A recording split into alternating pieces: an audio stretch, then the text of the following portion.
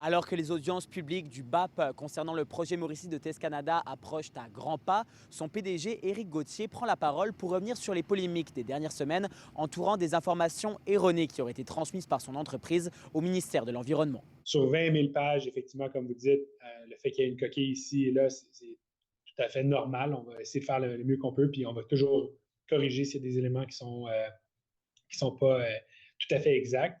Mais alors que ces polémiques ramènent l'acceptabilité sociale au centre du débat, un groupe de citoyens baptisé le collectif Vitalité économique Mekinac a vu le jour au mois de février. L'objectif du collectif est de mettre de l'avant les bienfaits du projet Mauricie pour la MRC de Mekinac, mais également de lutter contre la désinformation qui aurait été diffusée par les opposants du projet. C'est le plus beau projet au Canada. On a décidé, parce qu'on était plusieurs, à faire un collectif, un contre-collectif en fait. On se fait accuser beaucoup qu'on soit antidémocratique parce qu'on continue le combat. Euh, la démocratie, c'est aussi d'accepter que des gens veulent continuer d'informer les gens. Une grosse partie de la population, environ 90%, se sont pas prononcés pour ou contre. C'est ces gens-là qu'on doit aller chercher.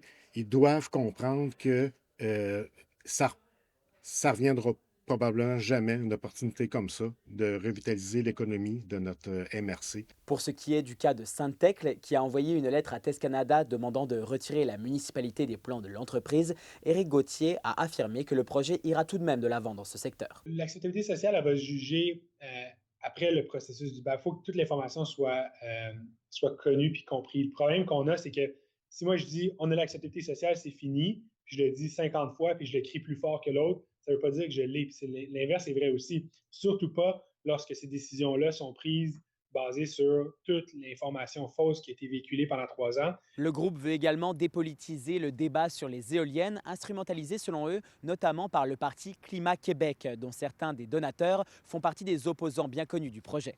Parmi eux, on peut citer Isabelle Clément, conseillère municipale d'Hérouville, Carole Neal, mairesse de Saint-Adelphe, ou Gaston Rivard, également de Saint-Adelphe. Madame Neal a rentré comme mairesse aux dernières élections. Elle a tellement travaillé contre le projet, elle a tellement travaillé pour faire rentrer toute sa gang, on va dire, tous ses amis avec elle comme conseiller et elle comme mairesse. Elle est venue à bout de le faire en disant à peu près n'importe quoi. On essaie d'être flexible sur nos positions, d'être capable de réagir rapidement. Ceci dit, effectivement, c'est pas toujours facile. Puis est-ce qu'on aurait pu le faire plus rapidement puis mieux? Oui. Puis c'est une des choses qu'on a corrigées depuis janvier.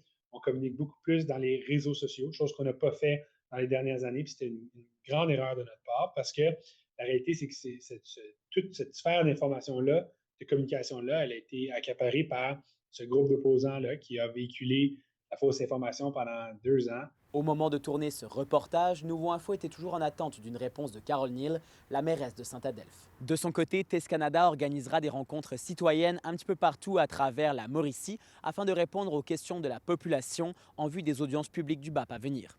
En Mauricie, Samuel Bideau pour Nouveau Info.